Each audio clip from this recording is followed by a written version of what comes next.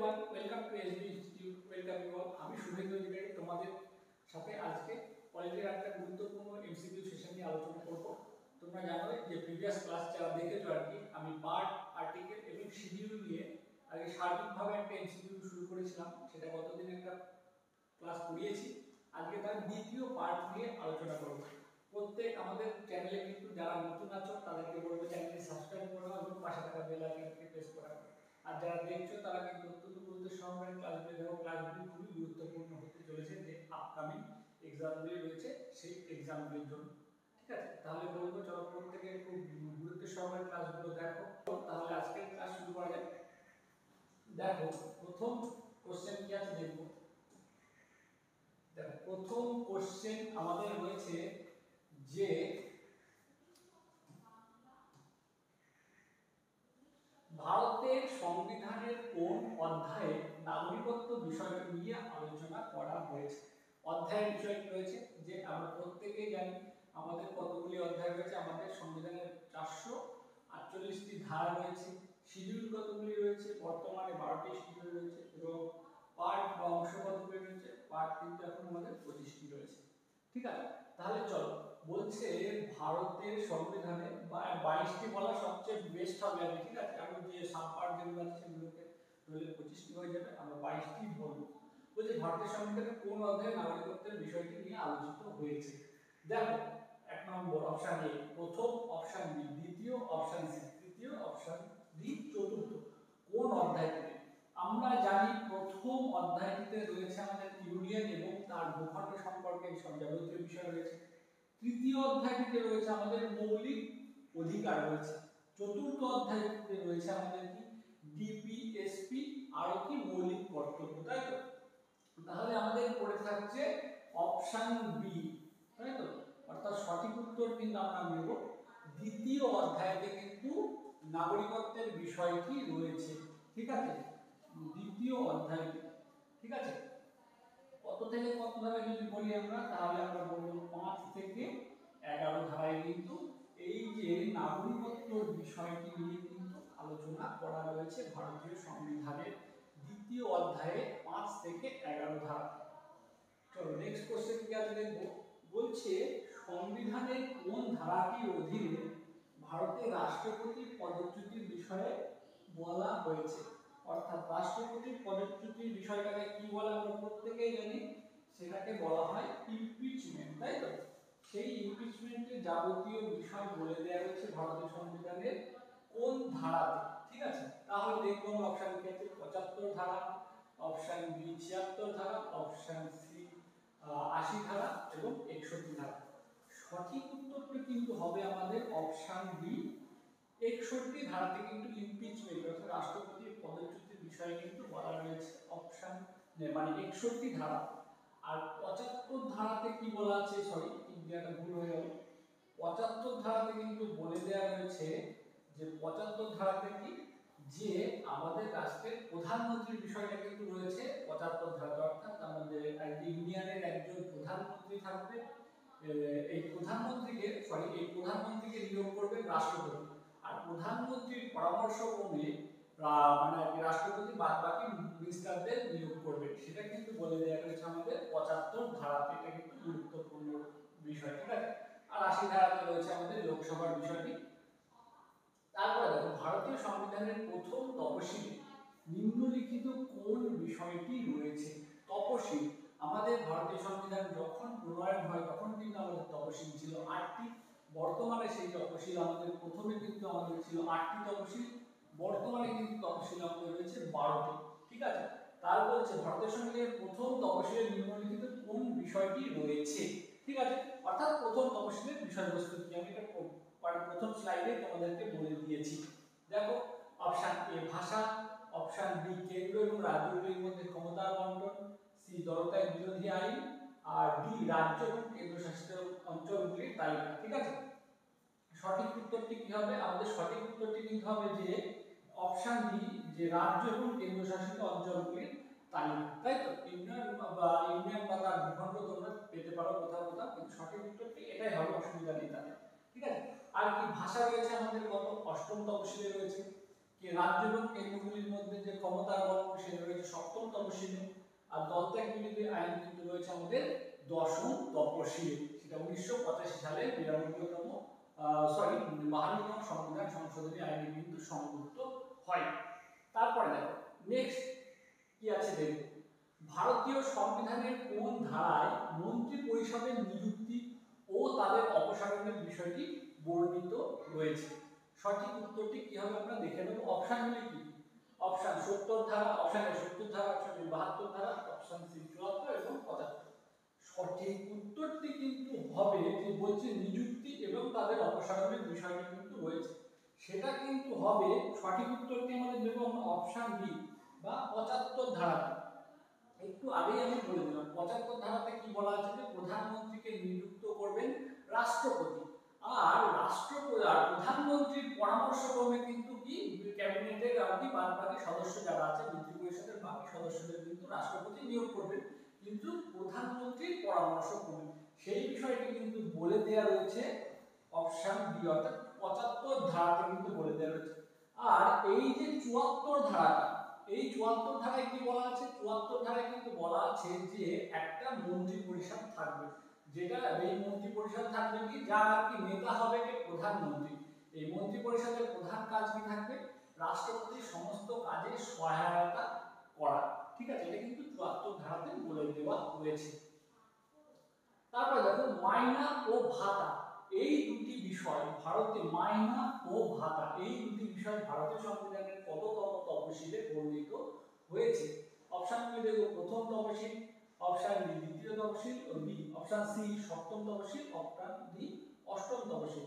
তোমরা প্রথমে যারা যারা মনোযোগ সহকারে ক্লাসটি দেখেছো তারা কিন্তু উত্তর করে দিতে পারবে, তার কারণ প্রথম তপশিলে রয়েছে ইন্ডিয়ান এবং তার ভূখণ্ড, অষ্টম তপশিলে রয়েছে ভাষার বিষয়, সপ্তম তপশিলে রয়েছে কি? সপ্তম তপশিলে রয়েছে আমাদের যে কেন্দ্র এবং রাজ্যগুলির যে ক্ষমতার বন্টনের বিষয়টি। তাহলে আমাদের পড়ে থাকছে হাতে দ্বিতীয় তপশিল, তাহলে সঠিক উত্তরটি কিন্তু আমাদের হবে অপশন বি, অর্থাৎ ভারতীয় সংবিধানের দ্বিতীয় তপশিলের বিষয়বস্তু হচ্ছে মাইনা ও ভাতা। এই বিষয়টি কিন্তু আলোচনা হয়েছে ভারতীয় সংবিধানের দ্বিতীয় তপশিল। বলছি নিম্নলিখিত কোন সংশোধনী আইনের মাধ্যমে ভারতীয় সংবিধানের নবম তপশিল যুক্ত করা হয়েছে? কোন সংশোধনী আইনের মাধ্যমে নবম তপশিল যুক্ত করা হয়েছে? অপশনগুলি আমরা দেখব কি আছে। প্রথম সংশোধনী, অষ্টম সংশোধনী, নবম সংশোধনী, 42তম সংবিধান সংশোধনীর মাধ্যমে। সঠিক উত্তরটি কি হবে? দেখো বলছে নবম সংবিধান, প্রথম সংবিধান সংশোধনী আমাদের কবে হয়? প্রথম যদি সংবিধান সংশোধনী দেখি তাহলে কিন্তু আমাদের হবে 1951। ঠিক আছে, আর কি অষ্টম সংবিধান সংশোধনী, যেটা কত, যেটা অষ্টম সংবিধান সংশোধনী কিন্তু আমাদের হবে যে 1959, তাই তো। নবম সংশোধনীটা কত কবে হচ্ছে? 1960। আর কি 42তম সংবিধান সংশোধনীটা প্রত্যেকেই আমরা জানি 1976, তাই তো। তাহলে এখানে কিন্তু আমাদের সঠিক উত্তরটি হবে নিম্নলিখিত কোন সংশোধনীর মাধ্যমে ভারতের সঙ্গে নবম তপশিল যুক্ত করা হয়েছে? সঠিক উত্তরটি কিন্তু হবে আমাদের অপশন ডি বা 42তম সংবিধান সংশোধনী, অর্থাৎ 1976 সালে 42তম সংবিধান সংশোধনী আইনের মাধ্যমে কিন্তু ভারতীয় সংবিধানে নবম তপশিলটি যুক্ত করা হয়েছে। তারপর দেখো অভ্যন্তরীণ জটিলতা ও বহিঃশত্রুর আক্রমণ থেকে প্রতিটি রাজ্যকে রক্ষা করা কেন্দ্রের দায়িত্ব। বিষয়টি বুঝে নাও যে অভ্যন্তরীণ জটিলতা এবং বহিঃশত্রুর আক্রমণ থেকে প্রত্যেকটা রাজ্যকে রক্ষা করা কেন্দ্রের দায়িত্ব। বিষয়টি ভারতের সংবিধানের কোন ধারায় রয়েছে? ভালো করে আমাদের দেখতে হবে কি কি ধারা আছে।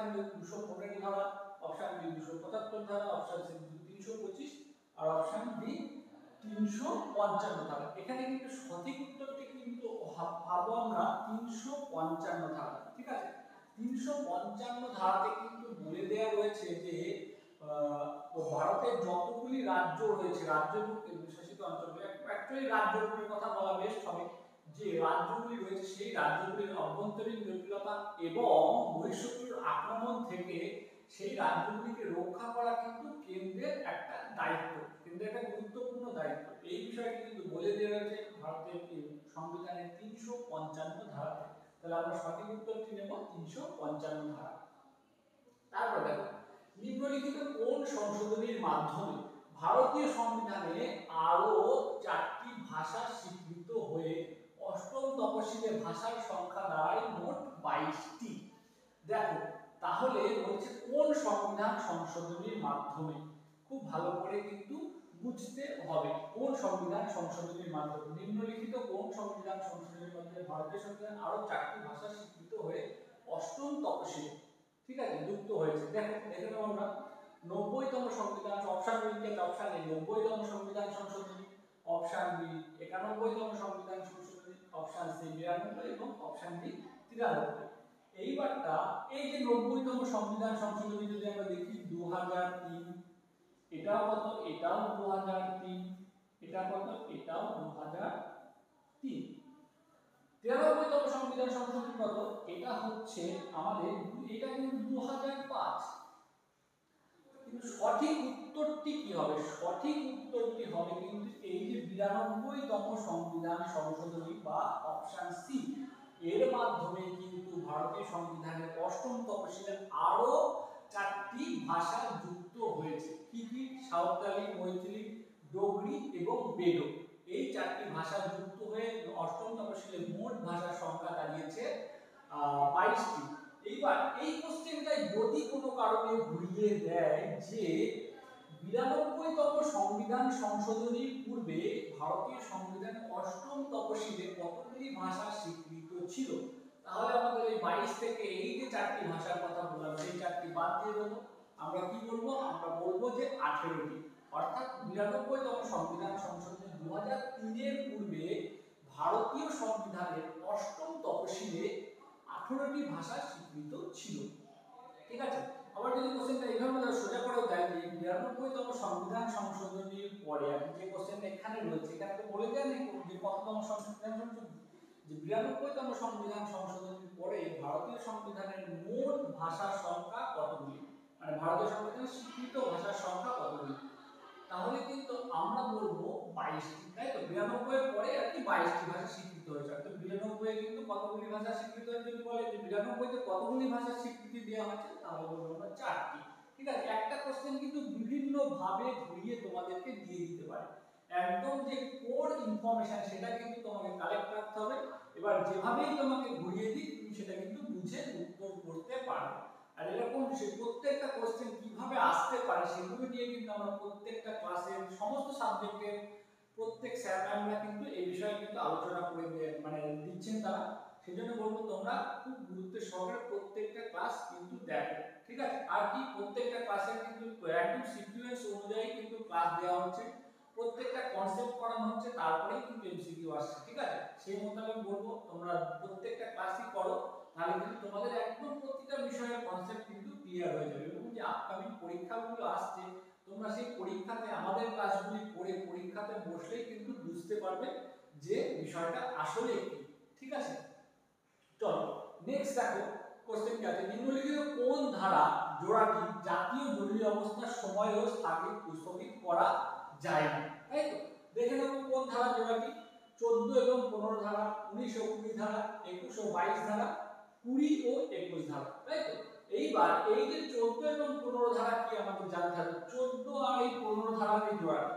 14 ধারা আমরা কি জানি, ভারতের সংবিধানের যে মৌলিক অধিকার রয়েছে তৃতীয় অধ্যায়ে কত 12 থেকে 35 ধারা, এবং 14 থেকে 18 ধারায় কি রয়েছে সাম্যের অধিকার। তাহলে এই যে দুটি কিন্তু আমরা কি সাম্যের অধিকার পাচ্ছি, তাই তো 14 ধারায় ইকুয়ালিটি ফর ল অর্থাৎ আইনের দৃষ্টিতে সবাই সমান, আর 15 ধারায় কি বলা আছে ভেদাভেদ নিষিদ্ধকরণের বিষয়টি রয়েছে। 19 ধারায় কি রয়েছে, এটাও 19 এবং 20 এটাও মৌলিক অধিকারের ধারা। তাই তো কিন্তু কি কি বিষয় বলা আছে, 19 এবং 20, 19 এ স্বাধীনতার অধিকার রয়েছে, আর 20 তে কি রয়েছে যে দোষী সাব্যস্ত হওয়া এবং শাস্তি প্রদত্ত হওয়া থেকে সুরক্ষার বিষয়টি কিন্তু বলে দেওয়া রয়েছে আমাদের 20 ধারা। এইবারটা 21 ধারাতে কি বলে দেওয়া রয়েছে, যে 21 ধারা কি, 21 ধারায় কিন্তু আমাদের বলে দেওয়া রয়েছে জীবন ও ব্যক্তিগত স্বাধীনতার অধিকার। আর 22 ধারাতে কি বলা রয়েছে, যে 22 ধারাতে কি বলা আছে গ্রেফতারি হওয়া এবং আটক হওয়া থেকে সুরক্ষা। আরো বিস্তার আছে 22 এ 22 বি 22 এগুলো আছে, যেমন 20 এ বি সি ইত্যাদি আছে, সেগুলো আমরা কনসেপ্টের ক্লাসে আলোচনা করেছি, দেখে নেবেন। আর কি তাহলে আমরা 21 আর 22টা কিন্তু সঠিক উত্তর নয়। 20 আর 20 ধারা কি পাচ্ছি, দোষী সাব্যস্ত হয় এবং শাস্তি প্রদত্ত হওয়া থেকে সুরক্ষা। আর কি 21 কি জীবন ও ব্যক্তিগত স্বাধীনতার অধিকার। এই যে ধারার জোড়াটি অর্থাৎ 20 এবং 21 ধারা, এটা হচ্ছে যে সঠিক উত্তর। অর্থাৎ যে জাতীয় জরুরি অবস্থার সময় এই ধারা দুটিকে কিন্তু কি করা যাবে না, এই ধারা দুটিকে কিন্তু কোনো কারণেই স্থগিত করা যাবে না। আর কি ভারতীয় সংবিধানের কোন ধারাটির মাধ্যমে 14 বছরের কম বয়সী শিশুদের কলকারখানা, খনি এবং নির্মাণ কাজে নিযুক্ত করা নিষিদ্ধ করা হয়েছে, তাই তো? তাহলে কোন ধারাটিতে, দেখো এবার তোমরা যদি আমাদের কনসেপ্টের ক্লাসগুলি পড়ো, এমসিকিউ গুলো কিন্তু প্রত্যেকই খুব সহজেই পেরে যাবে। দেখো 21 ধারায় আমি এক্ষুনি বললাম 21 ধারায় কি রয়েছে, 22 ধারায় কি, 23 ধারা এবং 24 ধারা, সরি প্রত্যেকটাই কিন্তু কি আমরা পাচ্ছি, কিন্তু প্রত্যেকটাই পাবো এখানে মৌলিক অধিকারের ধারা রয়েছে, তাই তো? মৌলিক অধিকারের বিষয় প্রত্যেকটা ধারাই কিন্তু তোমাদের খুব ভালো করে পড়ে রাখতে হবে। তার কারণ মৌলিক অধিকার থেকে যে আর কি সে তোমাকে এখন আর সেই পাতি কোশ্চেন দিয়ে বলবে না যে সাম্যের অধিকার কোন ধারা থেকে কোন ধারায় রয়েছে, ঠিক আছে? এখন আমাদের প্রত্যেকটা ধারার বিষয়বস্তু খুঁটিয়ে খুঁটিয়ে জানতে হবে, না হলে কিন্তু আমরা সঠিক উত্তর করতে পারবো না। চলো কি বলা হয়েছে যে 21 ধারা, তাই তো? আর কি 22 ধারা, 23 ধারা এবং 24 ধারা। দেখবে তুমি 21 আর 22 টা এক্ষুনি বললাম, তাহলে আমাদের বাকি থাকে 23 এবং 24 ধারা। এই যে 23 এবং 24 ধারা, 23 ধারায় কি বলা রয়েছে যে যে চুক্তিভিত্তিক বা বেগার শোকের বিষয়টি কিন্তু নিষিদ্ধ করা রয়েছে এই 23 ধারাতে, ঠিক আছে? তাহলে 23 ধারা কিন্তু হচ্ছে না।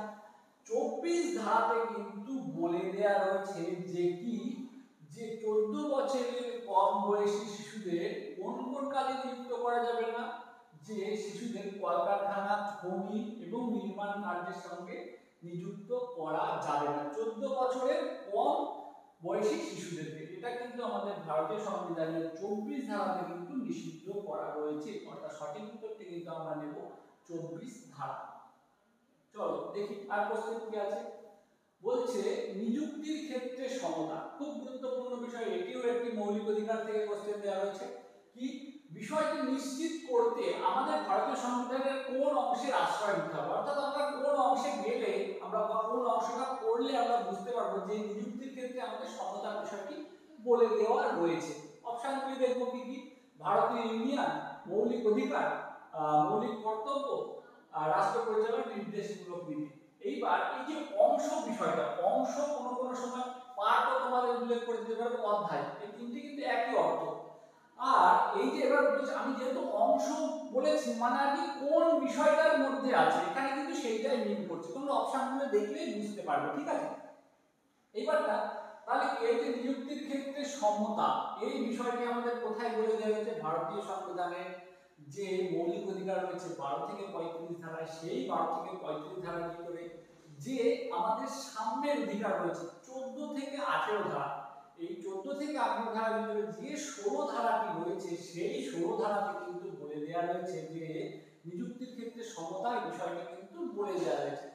এখানেও ব্যতিক্রম কিছু আছে, সেই ব্যতিক্রমগুলি কি, রাষ্ট্র যদি মনে করে যে অনগ্রসর শ্রেণী, আর্থিকভাবে পিছিয়ে পড়া কোনো নাগরিক, ঠিক আছে, এই এই নারী এবং শিশুদের জন্য, নারীদের জন্য এবং অনগ্রসর শ্রেণী এবং আর্থিকভাবে পিছিয়ে পড়া শ্রেণী এবং তপশিলি জাতি এবং উপজাতি জাতিদের জন্য কিন্তু রাষ্ট্র যদি মনে করে তাহলে কিন্তু রাষ্ট্র সংরক্ষণ করতে পারে। এটা 16 ধারার ব্যতিক্রম, এটা আমি কিন্তু কনসেপ্টের ক্লাসে তোমাদের খুব ভালোভাবে পড়িয়েছি। তাহলে আমাদের কোথায় যেতে হবে, নিযুক্তির ক্ষেত্রে সমতা জানতে হলে আমরা জানবো এটা আছে 16 ধারায়, আর্টিকেল 16 তে। আর্টিকেল 16 এর ভিতরে কোন অংশটার মধ্যে রয়েছে, মৌলিক অধিকার বা অপশন বি, অর্থাৎ মৌলিক অধিকারে কিন্তু 16 ধারাটি রয়েছে। 12 থেকে 35 ধারা কি মৌলিক অধিকার, তাই তো? 12 থেকে 35 ধারা, তাই তো? ইন্ডিয়ান তার ভূখণ্ড রয়েছে 1 থেকে 4 ধারাতে, ঠিক আছে? মৌলিক কর্তব্য কত ধারা আছে, 51 এ ধারা। ডিপিএসপি বা রাষ্ট্র পরিচালনা ও নির্দেশমূলক নীতি রয়েছে কত ধারায়, 36 থেকে 51 ধারাতে। প্রত্যেকটা ধারা কিন্তু আমাদের জানতে হবে, প্রত্যেকটা অধ্যায়ের কি কি ধারা আছে সেগুলো জানতে হবে, তাহলে কিন্তু আমরা প্রত্যেকটা কোশ্চেন একদম সঠিকভাবে উত্তর করে চলে আসতে পারবো। চলো নেক্সট কোশ্চেন কি দেব, ভারতীয় সংবিধানের কোন তপশিলটি কেন্দ্র এবং রাজ্যের মধ্যে আইন প্রণয়ন সংক্রান্ত ক্ষমতা বন্টন করে, ঠিক আছে? দেখো এই কোশ্চেনটা আলোচনা হয়ে গেছে একবার যদি আমার মনে হচ্ছে। অপশন এ সপ্তম তপশিল, অপশন বি অষ্টম তপশিল, অপশন সি নবম এবং অপশন ডি দশম তফসিল, তাই? দেখো সঠিক উত্তরটি কি হবে? সঠিক উত্তরটি হলো যে আমাদের অপশন এ। এটা কিন্তু আমি বলে দিয়েছি, সপ্তম তফসিলে কিন্তু ভারতের যে কি কেন্দ্র এবং রাজ্যগুলির মধ্যে ক্ষমতার বন্টনের বিষয়টি কিন্তু ভারতের সংবিধানের সপ্তম তফসিলে আলোচনা করা হয়েছে। আর কি উৎপ্রেষণ। নেক্সট কোশ্চেন, উৎপ্রেষণ শব্দটি ভারতের সংবিধানের কোন বিষয়ের সঙ্গে সম্পর্কিত? উৎপ্রেষণ শব্দটি দেখো, এটা কথা তোমরা যদি মৌলিক অধিকার পড়ে থাকো তাহলে কিন্তু বলতে পারবে। উৎপ্রেষণ বিষয়টি অপশনগুলো দেখো, কেন্দ্র রাজ্য সম্পর্ক, রাষ্ট্রপতির দায়িত্ব, মৌলিক কর্তব্য, মৌলিক অধিকার। সঠিক উত্তরটি কিন্তু হবে অপশন। তার আগে আমি একটা বিষয় বলে নিই যে এই যে উৎপ্রেষণ বিষয়টি, আমরা জানি ভারতীয় সংবিধানের ফান্ডামেন্টাল রাইটস বা মৌলিক অধিকার আছে 12 থেকে 35 ধারাতে, তাই তো? এই 12 থেকে 35 ধারার যে মৌলিক অধিকার, যদি কোনো ব্যক্তির মৌলিক অধিকার লঙ্ঘিত হয় তাহলে সে কিন্তু কি বিচারালয়ের দায়িত্ব মানে আর কি দ্বারস্থ হতে পারে। যেহেতু আমাদের যে অবশ্যই যে মৌলিক মৌলিক যে অধিকারগুলি রয়েছে সেই মৌলিক অধিকারগুলি আইন দ্বারা বলবৎযোগ্য, অর্থাৎ যদি কারোর মৌলিক অধিকার মানে খণ্ডিত হয় সে কিন্তু কি করতে পারে, সে কিন্তু আদালতের দ্বারস্থ হতে পারে।